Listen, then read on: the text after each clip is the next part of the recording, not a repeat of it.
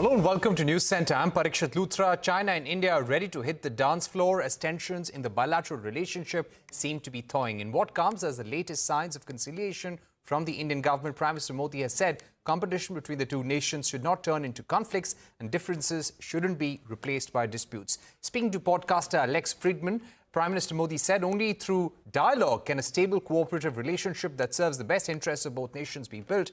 Beijing welcomed Prime Minister Modi's remarks. A foreign ministry spokesperson said a ballet dance between dragon and elephant is the only choice of both sides. Last October, Chinese President Xi Jinping and Prime Minister Modi met on the sidelines of the BRICS summit in Russia's Kazan. This was the first official meeting between the two leaders in 5 years. Last month, China's ambassador to India had said ties between Beijing and New Delhi were entering the phase of recovery. So where do ties between India and China stand as of today? We'll discuss that in just a bit. But first, here is Prime Minister Modi on the China relationship.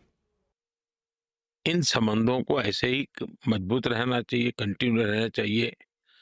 ये हमारा जहाँ तक differences तो होते हैं, दो पड़ोसी देश होते हैं तो कुछ न कुछ तो होता है। उसी प्रकार से हम डिस्कॉर्ड नहीं, डायलॉग इसी पर बल देते हैं। तभी जाकर के एक स्टेबल कोऑपरेटिव रिलेशनशिप और दोनों ही देशों के लिए बेस्ट इंटरेस्ट में है। Joining us now to take the discussion forward is Andrew Leong, China strategist. Thank you, gentlemen, for joining us. Andrew, let me begin by asking you, how do you see these statements from Prime Minister Modi at a time when India and China are trying to put their relationship back on track? Well, because the whole world order has now been upended and the cards are being reshuffled, because the United States is no longer being seen as a reliable ally because it's putting huge tariffs and then quite antagonistic to some of its closest allies and neighbors.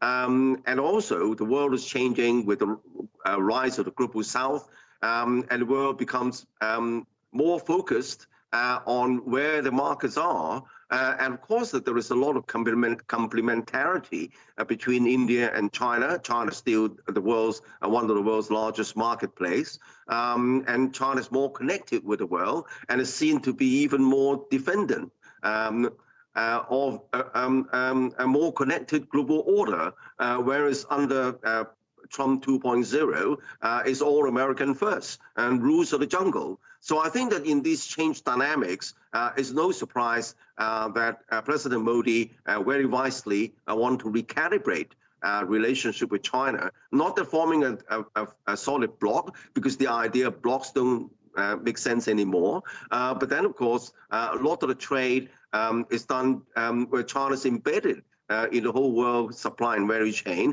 and it's the largest trading partner to 128 countries around the world, compared with only 50 in the United States. So I think it only makes sense for India, and also there is not much that the United States can buy from India.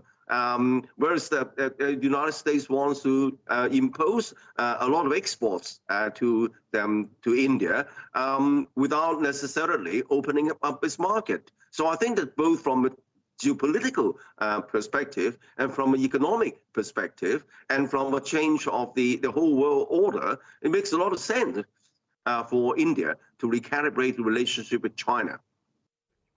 Andrew, what do you think is China looking from India at this stage?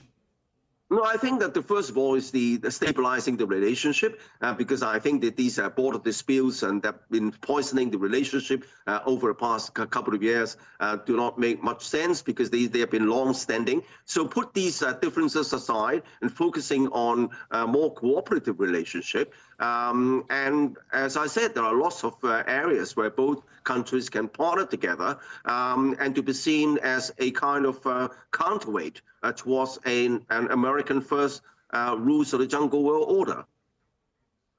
Right. And finally, what do you think are the next steps which are necessary for India and China to undertake in terms of normalizing the relationship?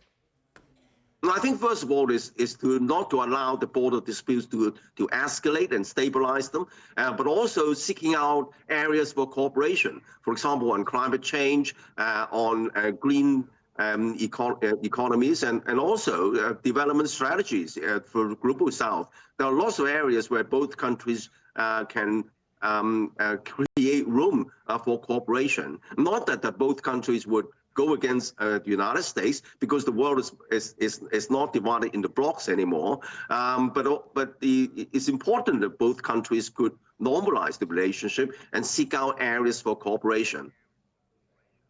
Right. Andrew Leong, thank you so much for joining us on the program with your view on what will it take for India and China to bring the relationship back to normal, and why are the two countries actually coming together in this volatile and uncertain global environment.